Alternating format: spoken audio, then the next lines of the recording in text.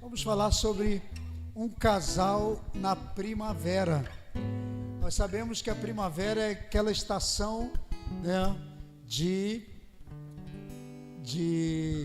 intermediária, né, que sai do frio, vai esquentando um pouquinho até chegar o verão. E é uma estação muito importante para quem já estudou um pouco sobre as estações, e como eu faço sempre meu dever de casa antes de ministrar sobre determinado assunto, eu estudei um pouco sobre características da primavera, desse clima que a gente vive. Nós vamos falar hoje, sei que pessoas estão assistindo, outros vão assistir depois também pelo nosso canal no YouTube, e nós estamos fazendo cultos tanto presencial quanto online. Então, você já vai recebendo aí a palavra. Amém? Então, eu queria trazer essa palavra para vocês aqui, que estão aqui hoje presencialmente, e você que está online, ou os que vão participar, vão assistir posteriormente. Eu só queria ler aqui o texto, e depois queria fazer uma oração com vocês, para a gente falar sobre esse assunto, tá? Eu quero que você abra a sua Bíblia comigo em Cantares de Salomão. Nós vamos ler um texto que tem muito a ver com a primavera, que está em Cantares, capítulo 2, verso 10. Nós vamos ler até o 14. E o texto diz: O meu amado falou e me disse: levanta-te, minha querida, minha bela, e venha comigo. Veja, o inverno já passou, as chuvas acabaram e já se foram, aparecem flores sobre a terra, e chegou o tempo de cantar. Já se ouve em nossa terra o arrulhar dos pombos. A figueira produz os primeiros frutos, as vinhas florescem e espalham sua fragrância. Levante-se, venha, querida minha bela, venha comigo, minha pomba, que está nas fendas das rochas, nos esconderijos, nas encostas dos montes. Mostre-me o teu rosto, deixe-me ouvir a sua voz, pois a sua voz é suave e o seu rosto é belo, é lindo. Então nós lemos aqui uma palavra sobre primavera, e ninguém mais romântico do que Salomão, e vivendo esse clima, né? Eu sempre digo que Salomão tinha 1000 mulheres, eu não, né? A Bíblia diz que Salomão tinha 1000 mulheres, não sei como o cara dava conta, eu sei que ele tinha 1000 mulheres, é o que diz a Bíblia, mas ele era apaixonado por uma, que era exatamente a Sulamita, né? E ele fez esse romance todo, essas palavras, para a Sulamita. Mas ele descreve uma situação ele começa dizendo: desperta, minha amada, né? Levante-se, porque já passou o tempo de ficar dormindo, já passou o tempo do inverno, agora a primavera chegou. Eu queria falar um pouco sobre romantismo, sobre o que acontece com o casamento, né? Nós estamos falando hoje para a rede de casais, nós estamos falando hoje para casais, e nós entendemos pela Bíblia que família é o grande projeto de Deus, amém? Não existe outro projeto mais importante para o ser humano do que a própria família. Mas a família começa no contexto do casamento, de um bom relacionamento. O resultado de um bom relacionamento conjugal é uma família saudável. Eu não sei você que é casado, obviamente os que estão aqui todos são casados, com exceção da Dudinha e da Ana Luísa, né? Mas os outros aqui são casados, e do Noah também, que não é ainda. Mas o restante que está aqui presencialmente são casados. Então, deixa eu dizer algo para você. Tem momentos da nossa vida que o casamento se torna rotineiro. Eu ouvi esses dias um vídeo engraçado no TikTok de 3 amigos conversando. Um falou assim: rapaz, eu estou com 30 e poucos anos de casados e eu acho que eu casei com a minha irmã. A gente se dá tão bem, mas o relacionamento ficou hoje no contexto da amizade. Aí o outro diz assim: e eu acho que eu casei com a minha mãe. Tenho 30 anos de casado, aliás, estou com 24 anos de casado, mas acho que casei com a minha mãe, porque a minha esposa diz: veste essa roupa, não, essa não está boa, veste essa outra, para onde você vai, que hora você vai chegar, e fica me marcando. Eu casei com a minha mãe que era assim. Aí outro começa a falar outras coisas, né? Sobre como o casamento vai chegando em determinado momento, que ele vai se tornando uma rotina. E isso é verdade para muitas pessoas. Dependendo do tempo de casado, ele se torna uma rotina. E exatamente por conta disso, que muitas pessoas acabam o seu casamento. Porque não entendem que o casamento é algo que deve ser nutrido e ele deve ser mantido, né, na mesma posição, na mesma situação a que ele se iniciou. Nada pode alterar o casamento. Filhos não podem alterar o relacionamento, né? Trabalho, construção de empresas, enfim, de negócios, não pode alterar a vida do casal. Então, o casamento precisa ser e viver o que ele a existência do casamento sugere, né? Eu queria falar um pouquinho sobre essa estação aqui, mas eu queria reler aqui o texto e a gente vai pontuando aqui. Salomão começa a dizer assim para a amada, ele diz: levante-se, minha querida, minha bela, venha comigo. Se ele pede para ela levantar, é porque ela estava deitada, ou dormindo, sei lá, ou sentada, né? E ele pede para que ela se levante. Aí ele diz assim: veja, o inverno já passou, as chuvas já acabaram, já se foram. O inverno é aquele período em que a gente vive, né, dormindo, pessoas dormem, gostam de dormir, gosta de ficar debaixo da coberta, é o período do frio. Aqui para a gente, a nossa realidade é o período do frio, né? Embora a gente ainda pareça que está no inverno, né? Tem dias semana que o frio volta aqui para o Rio, enfim. Mas é aquele período em que você quer mais estar resguardado, sozinho. Mas ele diz assim: aparecem as flores, quer dizer, a estação das flores é a primavera. Ele diz: está acontecendo um novo tempo sobre a terra e nós não estamos aproveitando, né? Então, nós temos que começar a buscar o período das flores. A flor aponta exatamente para esse romantismo, né?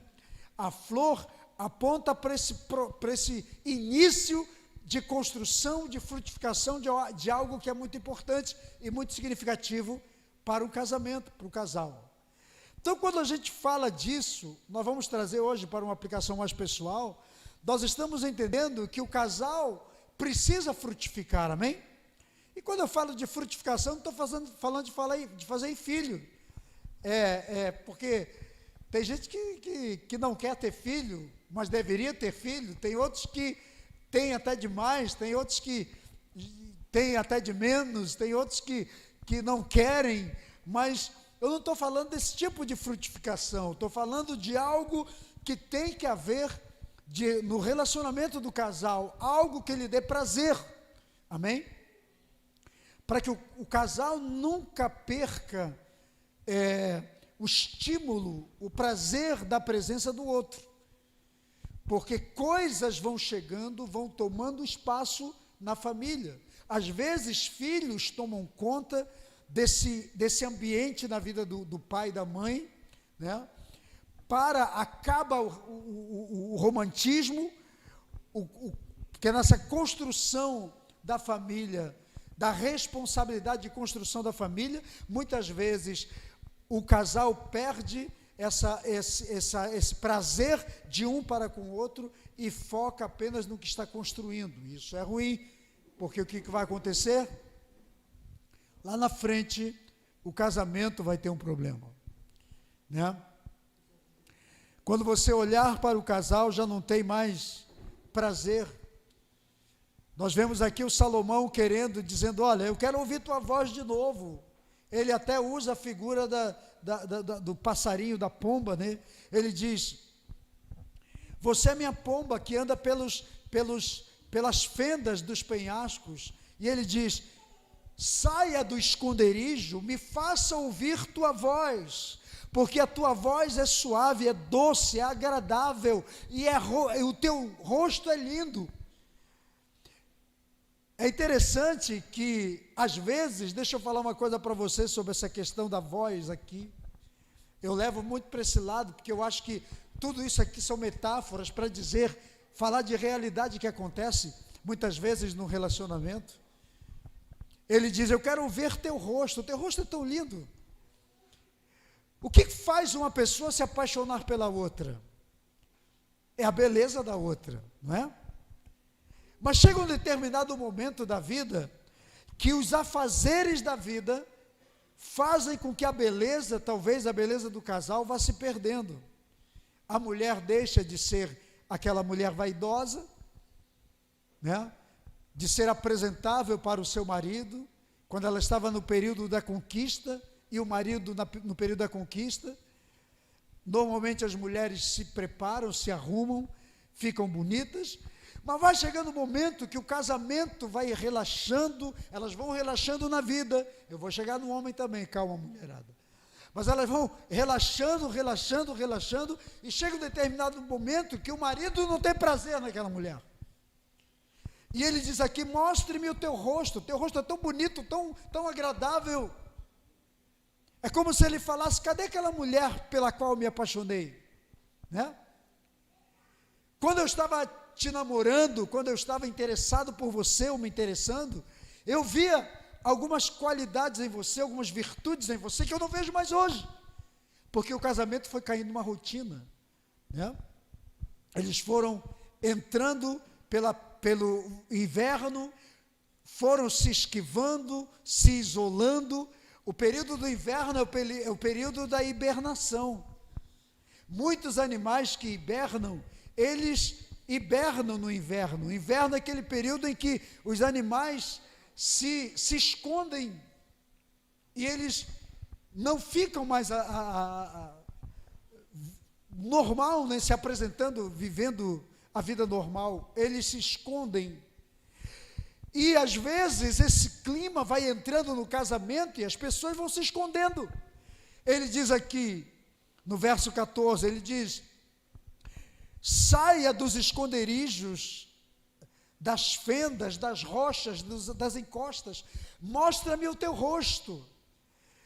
Isso é uma forma de dizer, muitas vezes, é um alerta para mim, para você, para nós, que às vezes os problemas, as situações, ou a construção do casamento, da família, muitas responsabilidades vão nos isolando. Nós vamos nos escondendo nas rochas, vamos deixando de nos cuidar, deixando de zelar pela nossa imagem dentro do contexto do casamento. Achamos que agora somos casados, já não temos mais que nos preocupar com o outro, uma vez que já o conquistamos, quando na verdade isso não é real, não é verdadeiro. Tem momento que você tem que cuidar do seu, tem momento que tem que ser para o seu, para a sua esposa, para o seu marido, amém? Eu sempre falei isso com a minha esposa, a gente sempre tirou um dia, pelo menos do mês, para a gente sair, para a gente comer fora, para alguma coisa, mesmo que não tenha muito dinheiro para alguma coisa maior, mas a gente arruma algo para ter só um momento, para nós dois. E tinha dias que a gente ia, meus filhos ficavam em casa. Aí eu tenho uma filha que sempre me marcava de perto, sempre ligando, onde vocês estão, o que estão fazendo, isso aqui e tal. Aí eu dizia, nós estamos no restaurante comendo, estamos em determinado lugar, vocês estão nos traindo, não sei o quê, e deixaram a gente aqui. Nós nunca deixamos sem comida, pelo menos um ovo tinha lá em casa para comer. E eles gostavam de comer ovo, tem ovo aí, pode comer. Vocês deixaram a gente comendo ovo e foram... Porque tem hora que você tem que investir no seu casamento. E eu sempre digo que é assim, porque de vez em quando você olha nas redes sociais, eles estão no Outback, eles estão no restaurante não sei onde, estão no McDonald's, em algum lugar, outro lugar. Olha lá, está vendo como é que é? Eles se lembram deles, mas não se lembram dos pais. Então tem hora que você tem que cuidar do seu cônjuge. Amém? E é importante que você faça isso, porque um tem que investir no outro. Se nós não olharmos para o nosso casamento, para o nosso cônjuge, para os nossos parceiros, o que vai acontecer? O casamento vai chegando numa rotina que a gente vai ficando frio, vai se escondendo, vai relaxando, deixamos das coisas importantes. Ele diz aqui: mostre-me o seu rosto, deixe-me ouvir a sua voz é agradável, a sua voz é suave, assim como lindo é o teu rosto. Olha que coisa tremenda. De repente o marido está dizendo: poxa, eu quero ouvir de novo aquelas palavras carinhosas que você falava, né? Meu amor, onde você está? Estou com saudade, estou não sei o quê. Já ouviu isso? De vez em quando a gente precisa ouvir coisas assim, né? Nós precisamos ouvir palavras carinhosas, palavras amorosas. Só que chega um determinado nível do casamento que muitas vezes a gente não ouve mais aquelas palavras carinhosas, né? De vez em quando a gente conversa com um casal, e quando a gente conversa com um casal, normalmente olha, o diálogo em casa está muito difícil.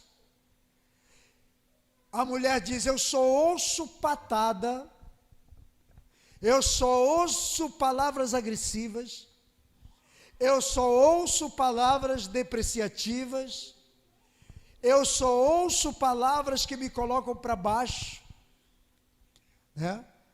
Tem marido que já não elogia mais a mulher, não é assim? Quando estava namorando, elogiava. É a voz agradável. E chega uma hora que o cônjuge precisa de uma palavra agradável. Chega uma hora que nós precisamos de palavras de afirmação. Você está bem, você está legal, te amo, gosto de você, né?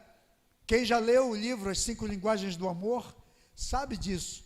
As 5 linguagens do amor, que é fácil de aprender e de saber, que é a primeira palavra de afirmação, né? O que são palavras de afirmação? São elogios. Você está linda, você está bonito, gosto de você, te amo, você é gentil, você é educado, trata bem. Palavras de afirmação. Segundo, atos de servir. Atos de servir é servir um ao outro. Servir pelo prazer de servir, servir porque sabe que está servindo seu cônjuge, seu esposo, sua esposa. É o ato de servir. O outro é presentear. É importante presentear? Você viaja, você anda por ali, traga um presentinho, traga uma lembrança. Isso é uma forma de você dizer para o seu cônjuge que você pensa nele, que você o estima, que você, por onde você vai, ele está, né? Então, são palavras de afirmação, ato de servir, presentear, tempo de qualidade. Às vezes nós estamos em casa, estamos presentes, mas não damos um tempo de qualidade para o nosso cônjuge. Não é assim? O que é o tempo de qualidade? O tempo de qualidade é quando você desliga seu telefone, ou não para do telefone e diz: hoje eu quero te ouvir, eu quero sentar à mesa com você, quero jantar com você, quero almoçar com você, mas quero dar atenção para você. Eu quero falar com você, eu quero te ouvir, né? Às vezes, é no quarto. Normalmente, cada casal tem uma TV no quarto, né? A grande maioria tem. A TV não pode tomar o seu tempo. Eu tenho TV no meu quarto, mas ela não toma o meu tempo da minha esposa, e vice-versa. Nós temos que ter o nosso tempo, seu tempo de qualidade, porque a pessoa diz assim, inclusive agora no período do home office, onde as pessoas estão trabalhando em casa, né? E às vezes passa o dia todo em casa, mas pouco trocam palavras. E diz, não, mas eu já passo o dia em casa. Não. O fato de se trabalhar junto, passar o dia em casa, não significa que é tempo de qualidade. Nós precisamos dar tempo de qualidade para os nossos. Tempo de qualidade é quando você senta e ouve, tanto para os filhos quanto cônjuges. Mas hoje aqui se trata de casal, amém? Então, o casal precisa dar um tempo de qualidade para o outro, um ao outro. Precisamos dar esse tempo. Investimento, isso é investimento, é parar para ouvir. Eu li uma estatística do ano de 2020 para 2021, a estatística de um ano, que foi o período da pandemia, nós tivemos um índice de divórcio no Brasil de 54% de aumento. Isso é um absurdo em relação aos outros anos. E todos os casais estavam em casa. Então, aí, olha o que aconteceu. Estudos provaram que esse índice de divórcio foi justamente por conta de falta de diálogo. A última linguagem do amor é o toque, né? É o toque. É muito importante o toque. Eu não sei como é que as pessoas reagem, mas eu, por exemplo, eu sou muito sinestésico. Eu gosto muito de abraçar, de tocar na mão. Então, eu acho que esse toque é muito importante. Mas esse toque entre o casal é importante. Quando eu falo de toque, eu não estou falando de relação sexual. Eu estou falando de tocar mesmo, de abraçar, de sentir a pele, de estar junto, de dizer eu estou aqui presente. Porque isso gera também uma confiança no casamento. Então, é importante a gente entender isso. E o que o Salomão aqui está dizendo para a sua amada Sulamita, ele diz, olha, eu gosto de olhar para o seu rosto, eu quero voltar a ver aquele sorriso lindo que você sempre teve, pelo qual me apaixonei, eu quero ver esse sorriso, eu quero ver esse seu lado aí feminino, o seu lado vaidoso. Cadê o seu lado vaidoso? Eu sempre falei isso para minha esposa, ela sempre foi vaidosa, e eu sempre falei para ela, eu gosto do seu lado vaidoso, porque o seu lado vaidoso te faz ficar bonita sempre, né? Isso é importante para a mulher. Agora você imagina, nós estamos agora no período da eleição, você imagina, você vai para casa, chega em casa, aí você encontra uma mulher descabelada, com a camisa do deputado estadual, né, com a cara feia lá, você vai para a cama com aquele deputado esquisito, aquela cara de pedinte de voto, né? Está errado isso. Nós precisamos dar o carinho, o amor, o afeto que precisamos para o nosso cônjuge, e precisamos dar o melhor para ele ou para ela. Então ele diz aqui, eu quero ver o teu rosto, mostra-me o teu rosto, eu quero ouvir tua voz é suave. Então, quem sabe o seu casamento hoje está precisando de palavras de afirmação, palavras carinhosas, né? Chega um momento, eu gosto sempre de usar aquela história que eu já ouvi do Cláudio Duarte, pastor Cláudio Duarte, contando que a mulher chegou para ele e falou assim, pastor, meu marido começa a reclamar do sujeito, aí ele falou assim, mas minha irmã, você não casou com um príncipe encantado? Ele não era o seu príncipe encantado? E ela fala assim, pois é, pastor, eu não sei o que houve, mas eu acho que príncipe caiu do cavalo entre o altar e a minha casa, porque só chegou lá em casa o cavalo. O príncipe ficou para trás, o príncipe não sei o que houve com ele. Então é assim, né? Que às vezes a mulher, ela casa, normalmente as mulheres, elas são a audição, né? O homem é mais o visual, mais visão, mas a mulher é a audição. Então a mulher se apaixona pelo que ela ouve, o homem se apaixona pelo que vê. O homem é olho, ele olha e deseja e sente. A mulher não, a mulher é a audição. A mulher até ela olha, mas ela se dedica mais pelo que ela e se apaixona pelo que ela ouve.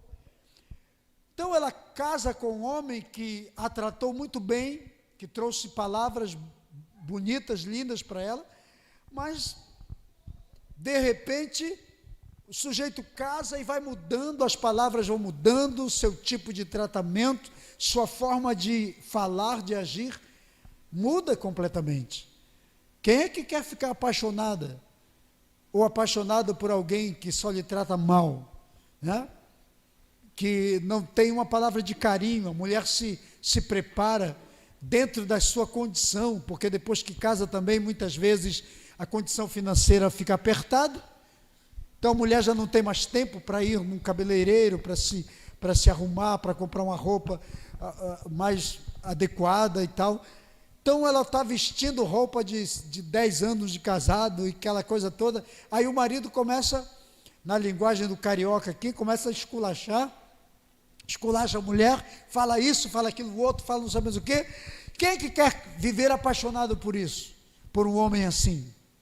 Então nós temos que olhar, muitas vezes, pela ótica da palavra de Deus. Você quer manter um casamento saudável? Temos que entender que tem coisas que precisamos fazer no casamento, amém? Nós temos que gerar frutos, aí que entra a primavera. Você tem que florescer seu casamento, gerar frutos no seu relacionamento, e eu não estou falando de filhos, eu estou falando de frutos de atitudes, de ações, com palavras e com ações, que gerem no relacionamento um bem-estar, respeito, honra, aquela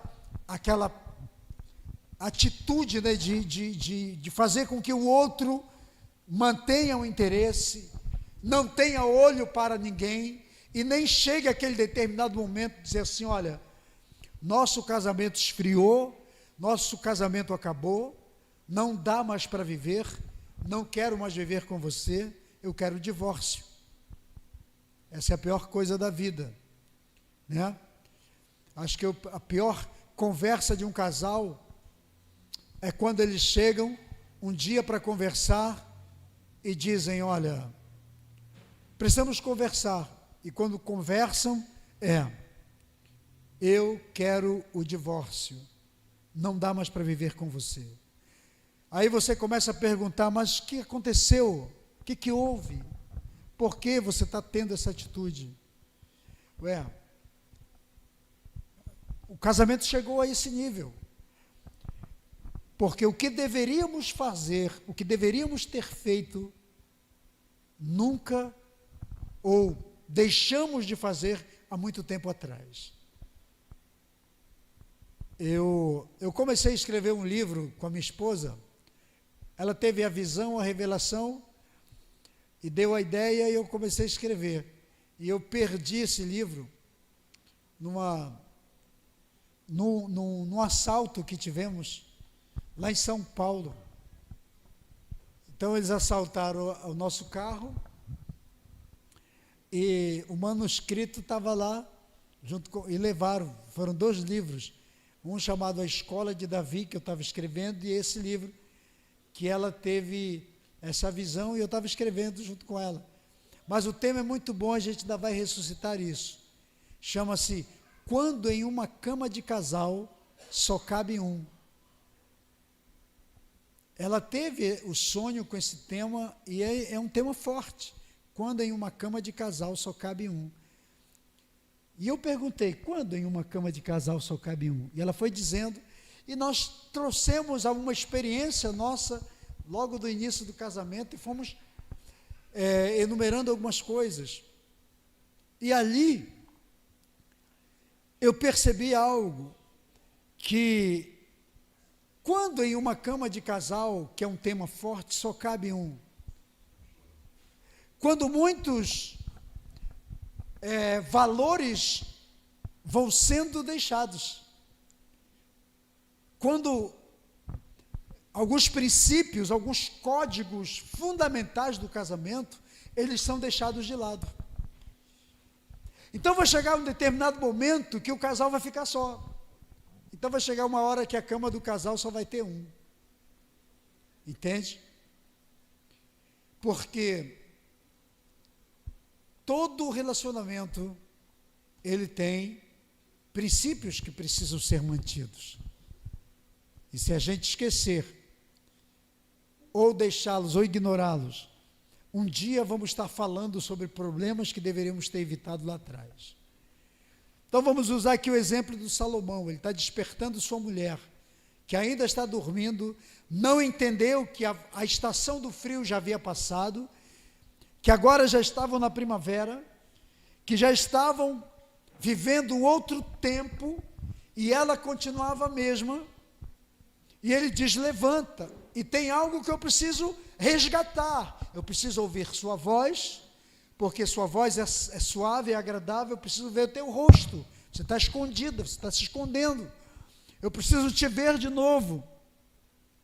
E ele diz, saia do meio das fendas escarpadas, das rochas escarpadas, das fendas das rochas, mostra o teu rosto que é lindo, e me deixa ouvir tua voz. Vamos ver as flores do campo, os frutos que já podem ser colhidos. Então preste atenção, se você não preservar o seu casamento, se os valores que devem ser preservados não forem honrados, chegará um determinado momento, que quando você deveria estar colhendo frutos do seu relacionamento, do seu casamento, você vai estar chorando a perda de algumas coisas. E eu estou falando de fato, eu estou falando de verdade. Então o casamento ele precisa ser mantido, nutrido, ele tem que passar por manutenção permanente. Encontros de casais são necessários. Terapias de casais às vezes são precisas. Entende? Às vezes nós precisamos de aconselhamento, de gabinete. Às vezes precisamos de encontros como esse, de redes de casais. Por que a gente faz encontros de casais? Não é para tentar fazer mais um culto da igreja.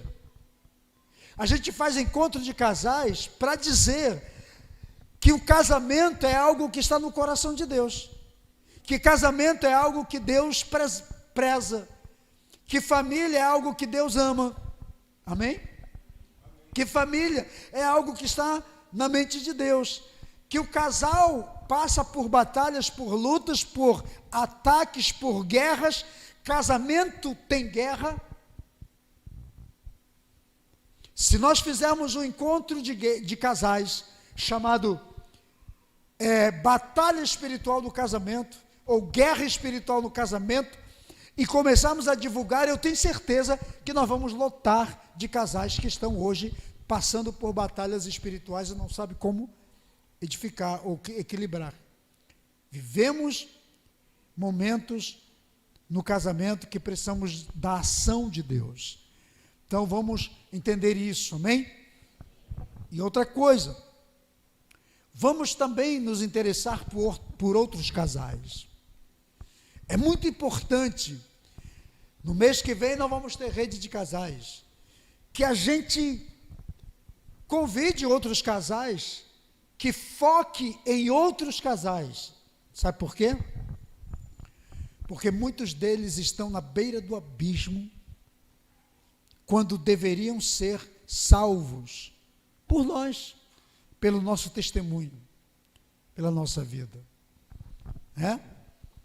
Eu sempre digo, quando falo de casais, meu casamento com a minha esposa, esse ano nós completaremos 39 anos de casados, em dezembro. Mas no 10º ano, o nosso casamento quebrou. Sofremos consequências terríveis. Passamos mais de um ano para restaurar o casamento, mas restaurou. Mas tivemos ajuda.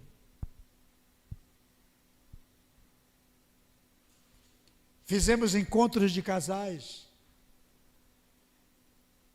Participamos de encontros de casais. Nós fomos um dos primeiros a fazer o MMI, chamado de MMI, que é o Casados para Sempre. Ainda quando era MMI, que era o internacional, lá em Serra Negra, São Paulo, dentro de uma fazenda, e a gente com vontade de separar, e no encontro de casais para restaurar. Mas eu, vivendo esse drama. Mas Deus entrou na nossa história, amém? A gente pegou chaves e códigos que restauraram o nosso casamento. Nós aprendemos coisas muito importantes. Eu sempre uso isso, meus filhos estão aqui, sabem disso, nós sempre usamos essa palavra. Foi no encontro de casais com o Jamie Camp, né? Jaime Kemp, quem viu, quem conhece, Ministério de Casal, ele dizia: há 3 palavras que não podem faltar no casamento, numa família. Quais são? Eu estava errado, por favor me perdoe, eu amo você. Sempre falei isso para os meus filhos, porque eu aprendi, mas começou no meu casamento. Porque nós achamos que sempre estamos certos. E nós aprendemos eu estava errado, por favor me perdoe, eu amo você. Porque normalmente, naquela tentativa, ou naquela ideia de acharmos que nós estamos certos, muitas vezes, na nossa posição de certos, nós machucamos, nós ferimos, com palavras ou com ações. Né? Então, queridos, é isso. A primavera no casamento é trazer a alegria, é trazer a paz. Né? A primavera é a estação da alegria, do prazer, é a estação que traz vida, é a estação das flores, é a estação das borboletas, é a estação em que os animais que estavam hibernados saem das suas tocas e aparecem. É a estação da frutificação. É a estação que conserta, que traz a vida. E nós precisamos disso no nosso casamento, no nosso relacionamento, para que ele continue com a bênção de Deus. Amém? Vou dizer uma coisa para você. Para você que casou, você vai ouvir alguém que já divorciou várias vezes, vai dizer assim: eu casei com a pessoa errada. Mas deixa-me dizer uma coisa para você. Todas as vezes que nós casamos com a pessoa certa. Agora, a falta de equilíbrio, de entender, e a imaturidade nos levaram ou levaram aquelas pessoas à separação. Todo casal, ele é ajustável. É ajustável. Ninguém entra num relacionamento e diz, eu estou no relacionamento perfeito. Você nunca está num relacionamento perfeito. Ele nunca vai ser. Porque você é imperfeito e o outro é imperfeito. Não existe ninguém perfeito no mundo, só Cristo. E nós estamos caminhando para a perfeição. Então, casamento é a junção de dois imperfeitos. Por isso que o casamento é ajustável. Nós nos ajustamos. Porque ambos vêm de culturas, de educação, de comportamento, de vínculos familiares completamente diferentes. Isso é justo. Então, para haver ajuste, tem que haver muitas vezes sacrifício. Alguém tem que sacrificar. Tem que haver perdas, alguém tem que perder. Amém? Para que você ajuste. Casamento não se aperfeiçoa. Casamento é um eterno aprendizado e um eterno ajuste. O que tem que se manter no casamento é uma coisa chamada harmonia. O que é a harmonia?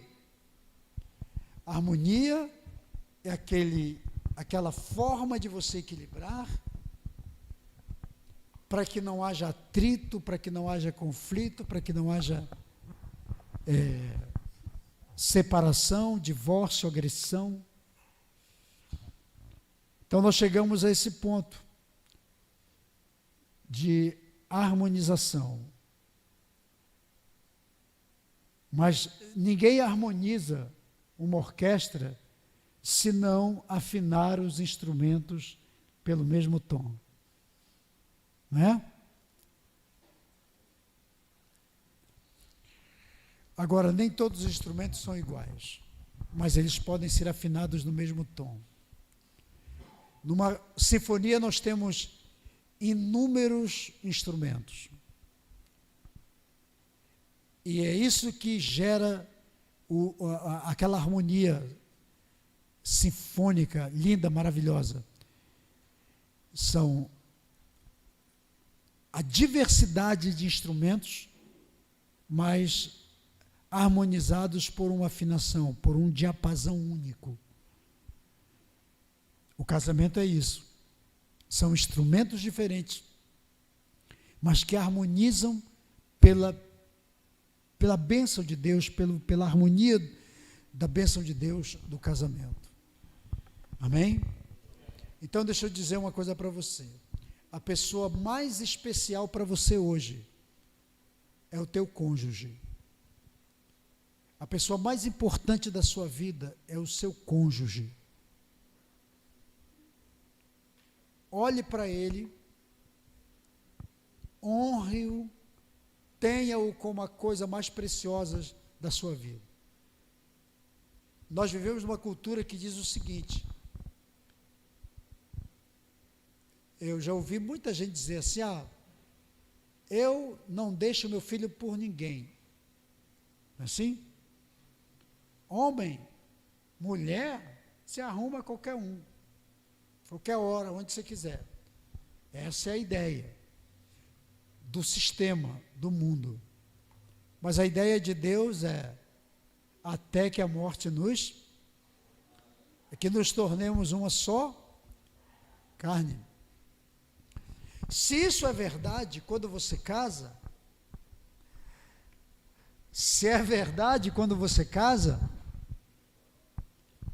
se isso é bíblico realmente, é verdadeiro, quer dizer, bíblico é, mas se é verdadeiro que somos uma só carne, então quando existe uma separação, um divórcio, há uma cisão, há um rompimento.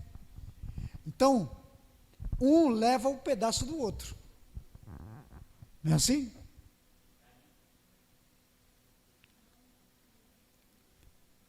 Se é fato o que a Bíblia diz, se é verdadeiro. Então precisamos entender isso. Por isso que você está casado com a pessoa certa. Fica com ela até o final da vida. Amém?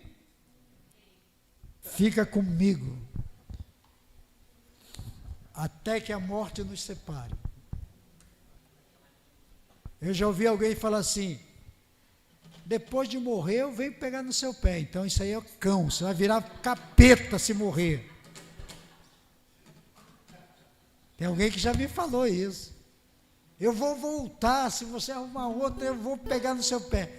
Você não vai, quem vai voltar na sua figura é o cão. Então se você for para o céu, você não volta. Só se for para o inferno, que o capeta aí até libera você para ir perturbar. Mas se você for para o céu, Deus não te permite voltar mais não. Amém, queridos? Então vamos ficar de pé, vamos orar. Deus, que Deus te abençoe. Pega na mão do seu cônjuge aí, ora com ele, vamos orar. Você que está com ele aí próximo de você, vamos orar ao Senhor.